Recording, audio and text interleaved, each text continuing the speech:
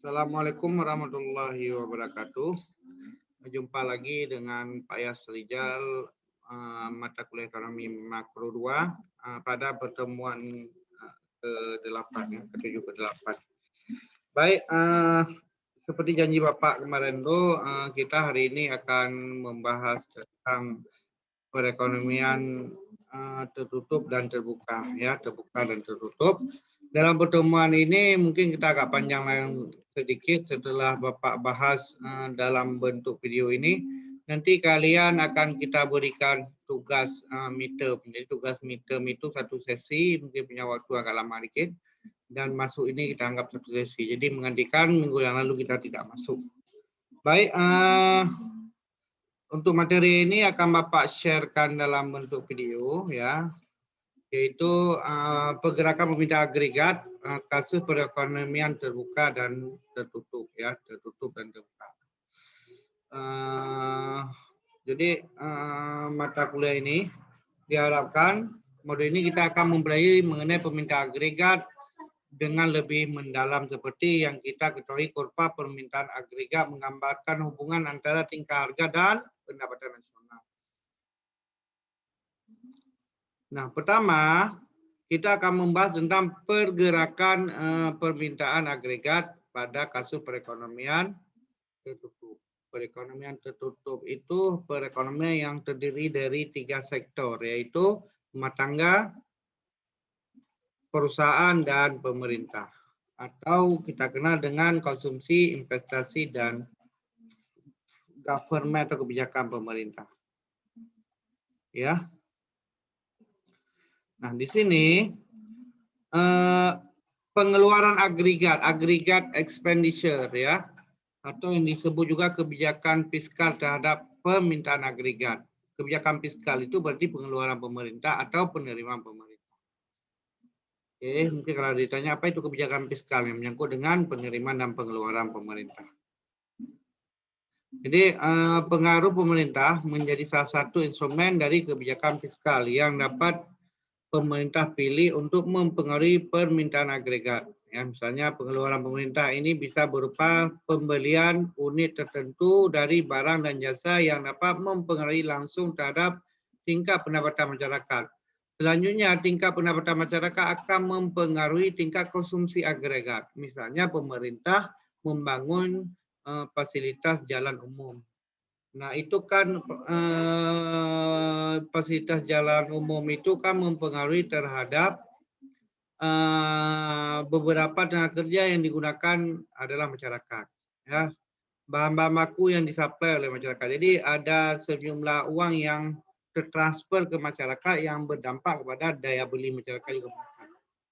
Itu yang pertama. Nah, sehingga kalau kita lihat dalam persamaan perekonomian tertutup, dia terdiri dari 3 komponen. AE terdiri dari konsumsi, investasi, dan government expenditure ya. Atau kebijakan pengeluaran atau penerimaan negara. Nah, atau Y sama dengan atau AE sama dengan Y, atau Y sama dengan konsumsi. Konsumsi itu salah satu variabel kita ketahui C tambah C dalam kurung kali Y kurang T. Konsumsi itu adalah ada konsumsi otonom, konsumsi C0 itu adalah konsumsi yang tidak dipengaruhi oleh pendapatan. Dengan C dalam kurung Y kurang T itu konsumsi yang dipengaruhi oleh disposable income. Ya, dikalikan dengan disposable income. Sedangkan selanjutnya I tambah BR, yaitu BR ini koefisien dari I. Jadi investasi I0 itu investasi yang tidak dipengaruhi suku bunga, sedangkan kurang BR yaitu investasi yang dipengaruhi oleh suku bunga. Hubungan negatif. Kenapa? Kalau suku bunga yang meningkat, maka investasinya akan menurun. Selanjutnya adalah government expenditure. Pengeluaran pemerintah. Ya, itu pengeluaran pemerintah. Sehingga Y sama dengan A tambah CY kurang BR kalau kita cari, sehingga di mana A sama dengan konsumsi otonom ditambah konsumsi yang dipengaruhi oleh tingkat pajak, dikali pajak ya, tambah dengan I0 tambah dengan G. Nah, ini kalau kita lihat, yang pertama adalah bagaimana perubahan kurva agregat demand, ya kan, ke AD1, ya. Pada tingkat harga P1 permintaan pengeluaran pemerintah dari G1 ya ke lebih kecil daripada G2. Ya, hal ini akan menggeser kurva permintaan agregat ke kanan dari AD1 ke AD2. Nah, G1 G2 ini kalau kita lihat sebenarnya pertumbuhan ekonomi itu kita bisa ukur dari sini ke sini. Semakin jauh dari titik nol, maka dianggap pertumbuhan ekonomi itu semakin besar. Sedangkan harga tidak berubah. Kalau dia naik ke atas berarti tidak berubah. Ya, itu. Apa kebijakan di sini itu adalah kebijakan G1 ke G2 itu pemerintah meningkatkan pengeluaran pemerintah berdampak terhadap pendapatan nasional atau agregat demand juga meningkat. Jadi perubahan G1, G2, misalnya perubahan anggaran pemerintah ditingkatkan, pengeluaran pemerintah ditingkatkan, itu akan mempengaruhi terhadap daya beli masyarakat dan pertumbuhan ekonomi. Nah, sebagai contoh gimana? Yang sekarang kita lihat ketika COVID-19 ini, itu kan salah satu yang diprediksikan akan terjadi resesi. Nah, kalau kita gambarkan kurva resesi berarti kurvanya menurun. Kenapa menurun? Karena daya beli masyarakat turun ya, daya beli ini akan turun ke sini. Ya, diramalkan akan turun. Kenapa turun? Karena daya beli masyarakat menurun. Alasannya adalah karena pendapatan masyarakat yang biasanya normal jadi ikut menurun, jadi daya beli menurun. Nah, bagaimana cara pemerintah tetap mendorong kurva Y ini? Nah, dari Y1 ini nggak boleh turun ke Y3, tapi harus tetap ke Y2 atau bertahan di Y1. Salah satunya adalah ada program pemerintah kita lihat dengan BLT mungkin. BLT itu adalah pengeluaran pemerintah yang diberikan langsung kepada masyarakat. Dengan meningkatnya pendapatan masyarakat seperti itu atau stabilnya pendapatan masyarakat mendorong terhadap daya beli yang tetap stabil sehingga pertumbuhan ekonomi tidak drop gitu ya, tidak terjadi resesi. Itu kasus yang pertama. Kasus yang kedua mungkin melalui suntikan terhadap UMKM yang selama ini berdampak terhadap COVID-19. Jadi banyak orang daftar-daftar untuk pendanaan UMKM dari pemerintah. Itu salah satu strategi juga pemerintah untuk menjaga kestabilan pertumbuhan ekonomi dengan tidak menurunnya daya beli masyarakat. Itu sebagai apa namanya suntikan langsung pemerintah terhadap masyarakat untuk meningkatkan pendapatan agregat itu. Apakah itu bisa dilakukan? Kalau negara-negara kaya itu biasa memberikan subsidi kepada masyarakat miskin. Ya, kalau kita lihat contoh seperti negara di Jerman, negara di Dubai ya, itu memberikan subsidi kepada masyarakat kecil ya. Tujuannya apa? Tujuannya inilah untuk mendukung pertumbuhan ekonomi mereka yang lebih stabil dan kesejahteraan masyarakatnya. Itu satu. Nah, selanjutnya kalau kita lihat dampak dari kebijakan tersebut juga akan mempengaruhi terhadap permintaan uang dari masyarakat, peningkatan uang. Kalau harga tidak berubah, maka ia akan meningkat. Jumlah uang yang beredar ditingkatkan oleh pemerintah tetapi tidak memberi dampak terhadap kenaikan harga, maka akan mendorong pertumbuhan ekonomi. Apa? Gaji kita misalnya dari 2 juta ke 2,5 juta itu akan mempengaruhi terhadap keinginan kita untuk memiliki barang lebih banyak lagi. Dengan asumsi tidak ada perubahan harga di dalam masyarakat, di dalam kegiatan sehari-hari. Maka itu nampak kesejahteraannya ya. Tapi kalau harga naik, ya ini tidak berubah karena menyesuaikan dengan harga barang. Oke, itu Pak Taufik. Nah, konsumsi masyarakat itu dipengaruhi oleh tingkat pendapatan disposable. Pendapatan disposable itu mungkin kalian sudah pelajari dari makro 1 itu adalah pendapatan yang telah dikurangi pajak atau Y kurang T ya. Nah, konsumsi masyarakat itu ada konsumsi otonom, arti konsumsi yang tidak dipengaruhi oleh pendapatan, dan konsumsi yang dipengaruhi oleh pendapatan atau disebut dengan marginal propensity to consume. Nah, investasi. Investasi itu adalah bagian dari kegiatan perekonomian yang mendukung pertumbuhan ekonomi. Dengan meningkatnya investasi, maka kegiatan ekonomi produksi juga akan meningkat ya, produksi barang dan jasa meningkat, tentu membutuhkan tenaga kerja. Nah, dengan asumsi bahwa kalau investasi meningkat, maka penyerapan tenaga kerja meningkat. Kalau penyerapan tenaga kerja meningkat, maka pengangguran, kemiskinan itu bisa ditekan. Itu salah satu dampaknya. Dampak yang kedua, meningkat investasi, meningkatnya produksi barang dan jasa, pendapatan nasional juga ikut meningkat. Gitu ya. Jadi kalau suku bunga meningkat, orang berpikir dua kali untuk meminjam uang di bank, melakukan investasi. Karena pengembaliannya agak berat ya. Mungkin dia menghitung antara pengembalian bunga di bank dengan tingkat keuntungan yang dia peroleh. Kalau hanya beli event point, mending kita sapu-sapu masalah aja. Bukan cari laba namanya kan, bukan cari kerjaan. Tapi tujuan berusaha itu menjadi untung. Jadi suku bunga akan mempengaruhi tingkat investasi. Semakin tinggi suku bunga, maka tidak bagus ada investasi. Maka pemerintah akan menjaga tingkat suku bunga itu melalui suku bunga diskonto yang ditetapkan oleh Bank Indonesia. Ya, yang mengaturnya siapa? Bank Indonesia. Dia bersaing kan antara bank A, bank B, bank C itu bersaing untuk menawarkan suku bunga yang lebih ringan kepada masyarakat. Ya.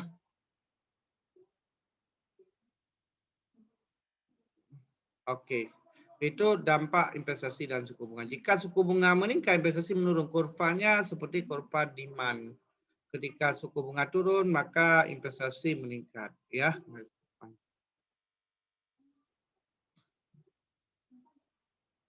Selanjutnya neraca pembayaran, balance of payment. Neraca pembayaran itu adalah mencatat neraca transaksi berjalan dan neraca perdagangan, current account.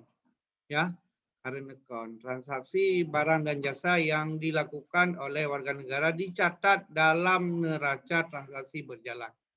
Neraca transaksi berjalan mencatat ekspor dan impor barang dan jasa domestik dan secara luar negeri. Jadi semua kegiatan ekspor dan impor itu dicatat dalam neraca perdagangan atau current account ya.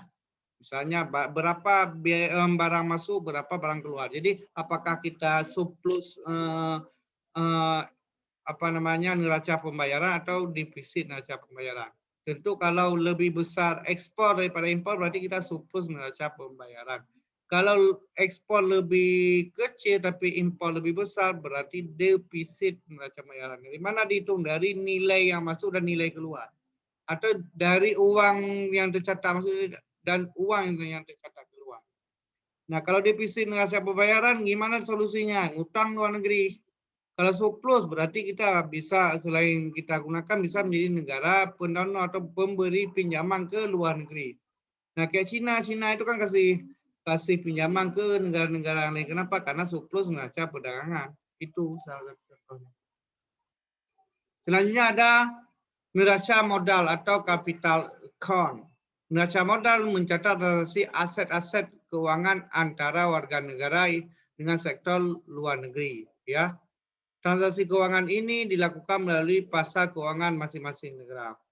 Modal masuk atau biasanya disebut dengan capital account. Kalau kita lihat di pasar modal atau bursa efek itu kan ada saham atau valuta asing. Ada saham kita dimiliki asing. Nah, neraca modal mencatat berapa warga negara yang membeli saham di perusahaan asing.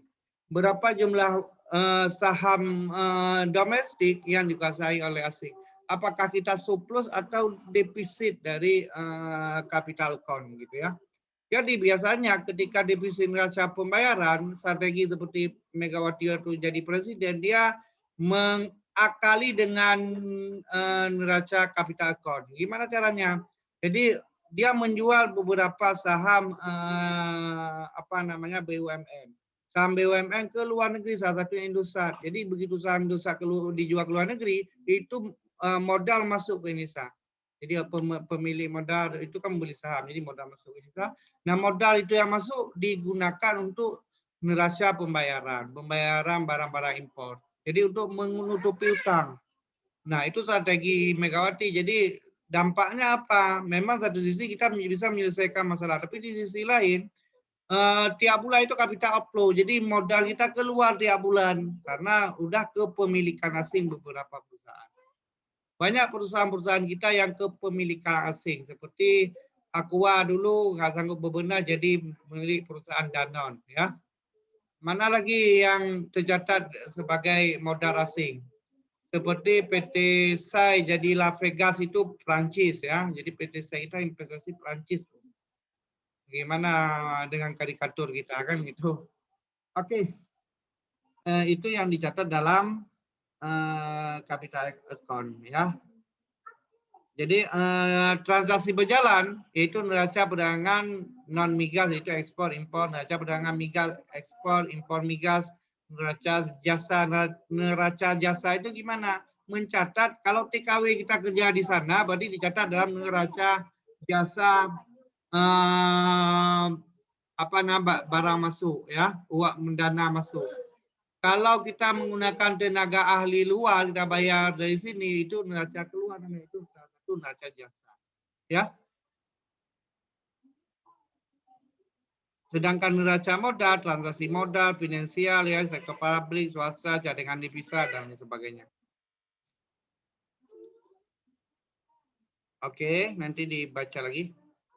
Nah, ini hubungan antara kurva IS dan kurva LM. Nah, kurva IS adalah atau kurva LM adalah kurva yang hubungan antara tingkat suku bunga dengan permintaan uang. Sedangkan kurva IS yang menghubungkan antara suku bunga dan permintaan barang. Ya.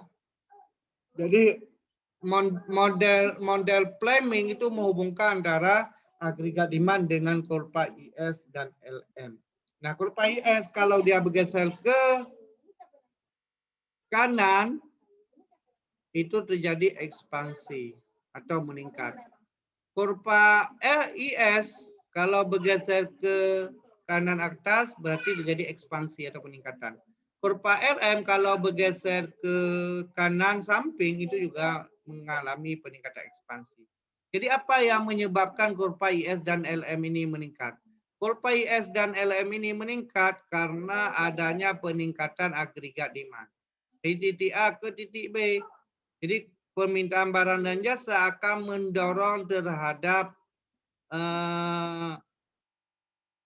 pergeseran kurva IS dan LM. Kurva LM itu permintaan uang yang meningkat juga akan meningkatnya pembelian barang dan jasa dengan secara sederhana mempengaruhi juga kurva LM gitu ya. Dengan asumsi suku bunga itu tidak berubah, itu akan mencapai positif dan harga juga tidak berubah ya. Seperti itu. Nah, ini pergeseran kurva IS. Pergeseran kurva IS ini ya, jika R1 meningkat ke R2, maka kurva IS akan bergeser dari IS1 ke IS2. Jadi pergeseran ini akan mengakibatkan suku bunga juga meningkat di R1 ke R2 dengan asumsi karena ada peningkatan pendapatan masyarakat atau jumlah uang yang beredar ya. Sedang itu kebijakan fiskal. Kebijakan fiskal menggeser kurva IS. Sedangkan kebijakan moneter yaitu menggeser kurva LM. Kalau kurva LM bergeser ke kiri samping itu terjadi kontraksi. Jadi pertumbuhan ekonomi akan turun. Kalau kurva LM bergeser dari M1 ke M2 berarti ada peningkatan pertumbuhan ekonomi. Ya, ada peningkatan permintaan agregat, pertumbuhan ekonomi dan sebagainya. Jadi bagaimana cara menggeser kurva LM dari LM1 ke LM2 dengan menurunkan tingkat suku bunga. Jadi jumlah uang beredar itu akan meningkat jika suku bunga akan diturunkan. Jadi orang akan banyak ambil uang dari bank yang akan berputar untuk bisnisnya kalau seandainya suku bunga itu rendah ya. Makanya banyak orang mengambil kredit KUR namanya kredit usaha rakyat untuk usaha UMKM. Jadi kreditnya ringan hanya 5% ya, 5% setahun. dan itu tidak terlalu memberatkan bagi UMKM. Kalau kredit yang flat selama ini itu per bulan hampir 1,5% atau hampir 17% per tahun, kadang lebih. Nah, itu agak berat pengusaha untuk ambil. Jadi ketika suku bunga 5% itu banyak orang yang mengambil uang dari bank. Jadi jumlah uang beredar akan meningkat ya. Meningkatnya jumlah uang beredar karena meningkatnya investasi, maka akan mendorong terhadap pertumbuhan ekonomi.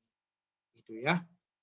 Ekonomi akan tumbuh jika investasi meningkat. Ekonomi juga tumbuh jika konsumsi masyarakat juga meningkat untuk memiliki barang dan jasa. Kenapa? Jika konsumsi meningkat, maka semangat produksi juga akan meningkat. Produksi barang dan jasa. Jadi kegiatan ekonomi juga akan meningkat. Gitu ya.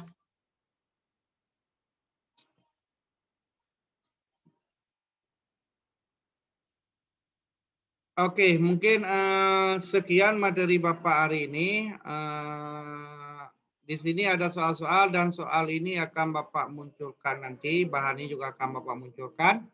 Silakan kalian jawab soal-soal di bawah ini, ada COS, ada isi sebagai soal midterm dan kuis kita pada hari ini. Sekian pertemuan kita. Assalamualaikum warahmatullahi wabarakatuh.